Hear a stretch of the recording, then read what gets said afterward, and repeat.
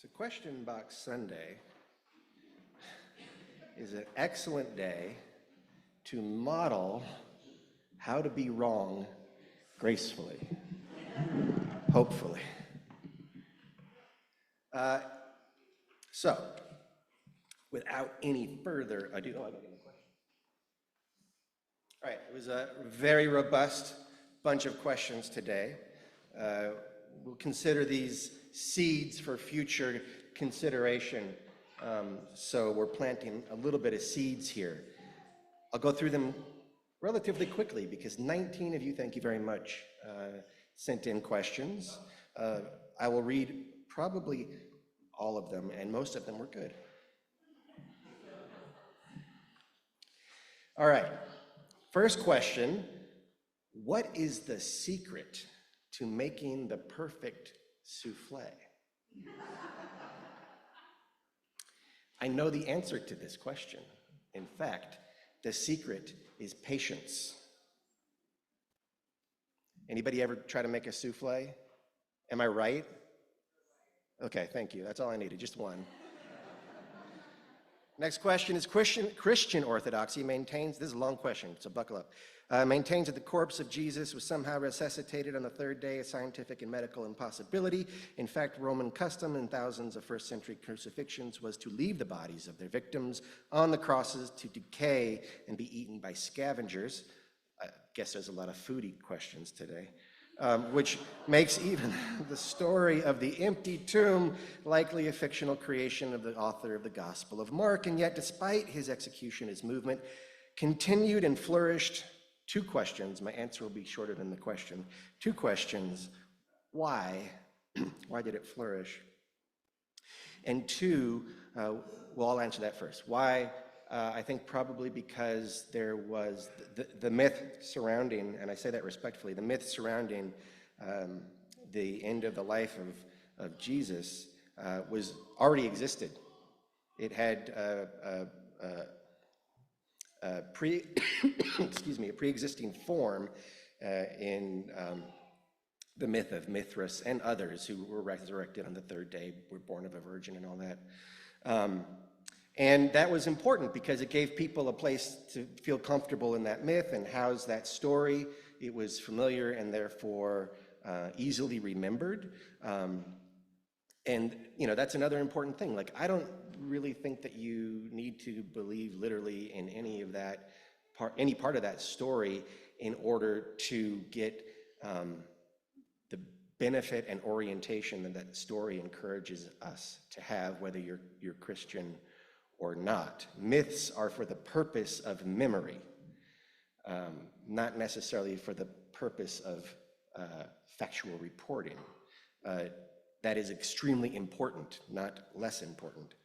So what do I think was the true nature of the event referred to by the over 2 billion Christians as the resurrection? My favorite gospel is the Gospel of Mark. The original version of the Gospel of Mark ended with the empty tomb. There was no physical resurrection in the Gospel of Mark. The Gospel of Mark is sometimes a pretty humanist document.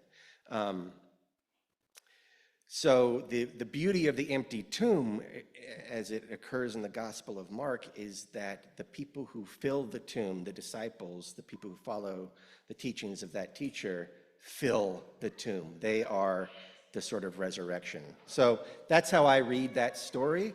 And I love the empty tomb because it's an empty space that we could fill with our light, as we sang earlier today. As you use, we draw knowledge from many sources. How can we avoid cultural appropriation while learning from the world's religious and spiritual traditions? That is not a quick answer. I would say carefully. Probably imperfectly, and so in many cases, apologetically. We need to learn from when we cross a boundary that we didn't maybe realize was there.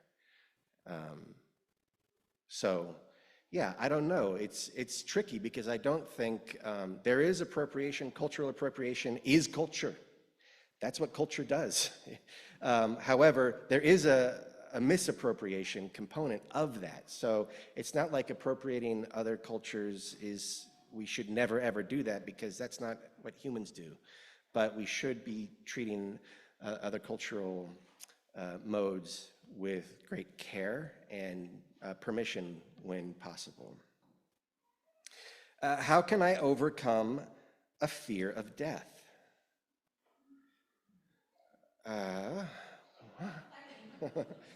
Well, I mean, there are a couple of, sort of tactical level things you can do.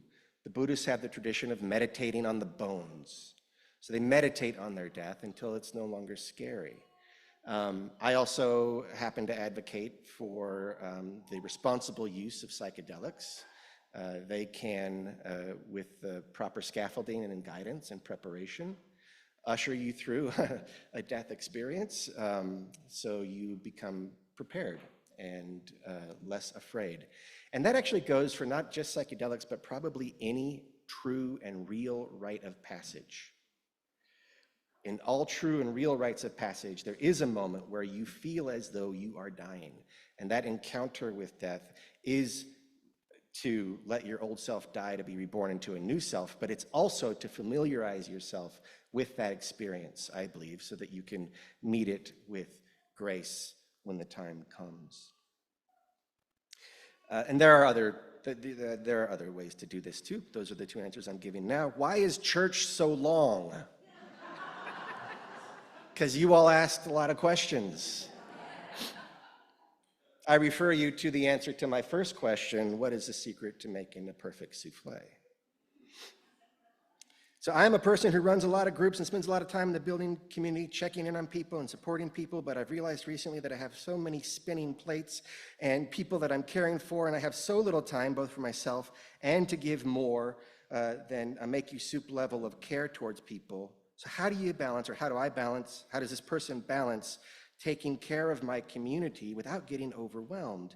And how do you find time, or how do I find time for yourself without dropping the ball? I like building community and checking in on people. I think it's a necessary part of who I am, but how do I find balance? So I think this person, I don't know, like for me, this is actually pretty easy because I am naturally an introvert. My social batteries run out after a while, and that's it.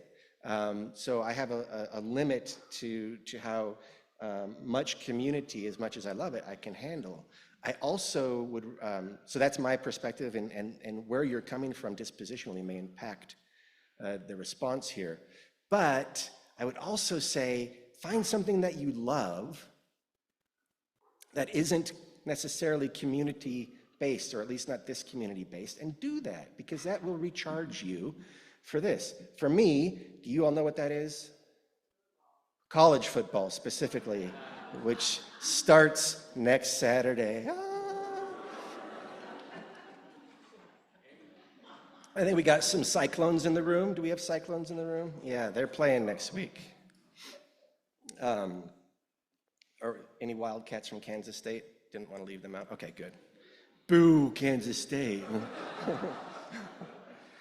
All right, I have been to 2 monthly meetings for Faith Table, which is under Together Colorado. Faith Table is a local interfaith activist organization under the umbrella of Together Colorado, which is a multi-faith activist organization throughout Colorado, based loosely on Saul Alinsky's work way back when. It's a community organizing group, and wanted to touch base and see what my plans are for involving others in Faith Table. And it was announced that I was the chair of the Immigration Committee for Faith Table. So that is sort of true. I'm actually co-chair, and we'll see if even that continues, because there's just a lot going on here I want to focus on. But Faith Table is in good hands. The immigration team is the team that I'm most interested in. And we had a meeting with Thomas Thompson this week. He is the faith outreach representative from the mayor's office. And our primary concern in that meeting was to express to the mayor through Thomas Thompson that we're not very satisfied with the mayor's response to ICE and immigration activities in our state. It's really important that there is a counter narrative presented, and the mayor so far has not been countering the idiotic, fallacious, and violent narrative of dehumanization being put out by our, our president and all who seem to follow him. So we've asked Mayor, Yemi. We've asked Yemi to help us out and help our immigrant neighbors out by saying, offering a counter narrative to that. We expect to have an audience with the mayor soon, and so we'll be encouraging him personally. Yeah. How are church team leads chosen? Well, if it's a committee, that's a committee of the board that's chosen by the board to the leadership for those committees. The ministry teams, so what's a ministry team? Service leaders, pastoral care, those team leads are by and large chosen by me, but there's of course a nexus of willingness and, like we need a person who wants to do it. That's the first qualification. And then basically I and the team help recruit leadership for each team. So if you're interested in being a leader for a team, get on the team, and eventually leadership will emerge. And we have been awarded a grant, is it a grant? An endowment, thank you, to have a leadership development, funds for leadership development. So that's being sort of crafted and formulated right now. So opportunities for leadership development will occur probably next year more robustly. And also, make sure you go to the volunteer fair, thank you, which is on September 7th, right after water communion. Please explain why I will not support a candidate from the pulpit, which is now deemed legal by the state of Colorado and the federal government. Well, one, I think we all know who we're voting for pretty much. And two, I think the principle is important. And just because, like when they go low, we go high kind of thing. I don't want to, we are a political bunch. We are an activist bunch. I like having some boundaries around how direct we can be with that. I feel like it keeps us on track. And it's not a hard and fast rule for myself, so we'll see how that evolves. But my initial reaction is to, keep on keeping on as we have always done, because I think that is a healthy division.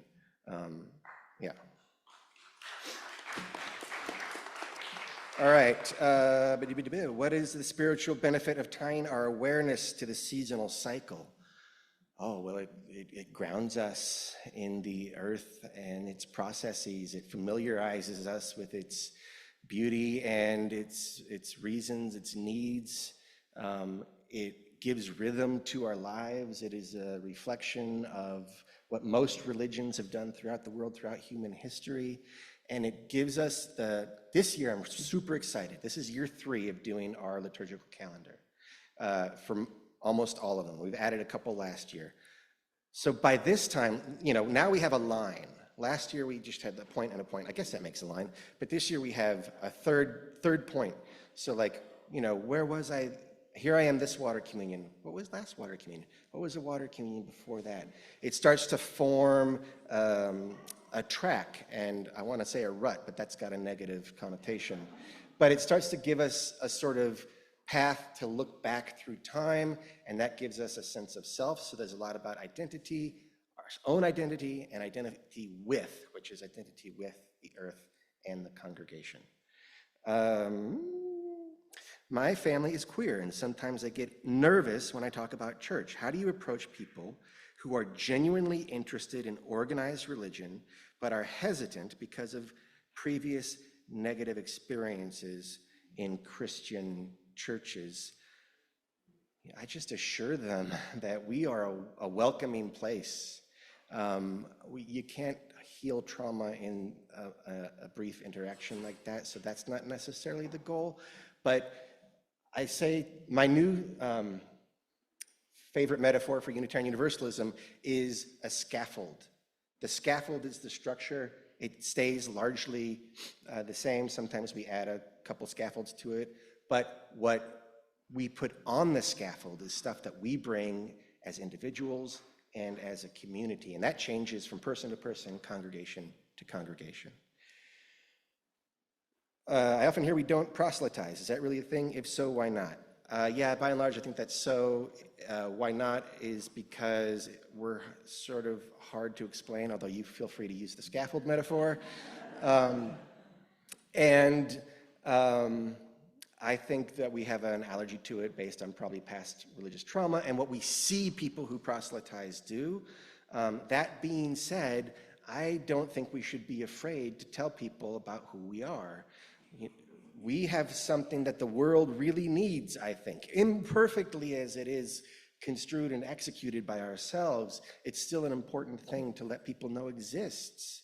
So, I would encourage you, maybe not to proselytize in every sense of that word, but to not be shy about what you do on Sunday mornings and who you do that with and what you experience here, because people need this.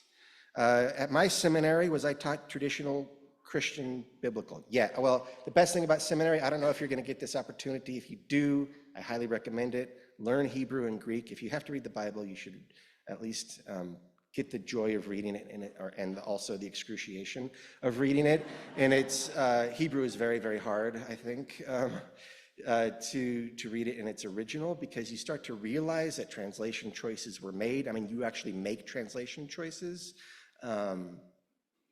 And that can create an entirely different experience of the text. So that's a really important thing to do. We had one class on Judaism. All the UUs took it that were at this Presbyterian seminary. There were 5 of us. After that class, it was such a good class, there were 4 of us. And one of them converted to Judaism. You do get thirsty for other perspectives when you're in a Christian seminary. What percentage of Christians, Jewish, atheists, etc., are in our Unitarian Universalist congregations? Are there more of a certain faith in the Western states or in the East? I don't know the answer to this question. My sense of things is that the further east you go, the more Christian and somewhat conservative in terms of what you can get away with on a Sunday morning are, but that's not always true. And yeah, so I don't know the answer to that question. What is the process? But Google could help you, but make sure if you Google, you do what? -AI, because we do not want to suck water out of poor communities. But that said, do your own research, I don't know. I wonder, what is the process for selecting, we already did that. Someone asked the same question, new team leads. Just wondering how much, this is a question about tithing and about like a percentage of your income. And for that, I'm going to refer you to Mark Anderson, who is our stewardship chair. And you'll be hearing a lot about that in, I don't know, a month or two. So it's a wonderful question. I'm glad you're thinking about it. We don't want you to feel guilty. We do want you to feel energized and activated. If I could be any sort of weather phenomenon, what would you be?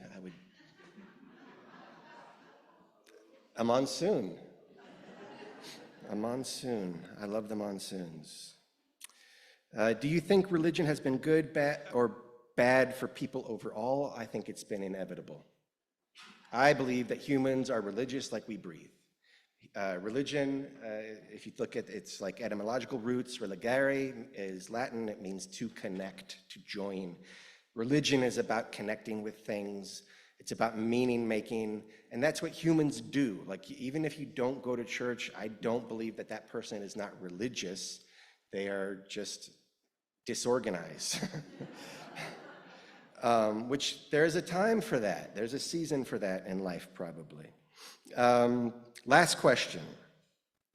Does the church have an evacuation plan in place, and how has it been practiced? We do.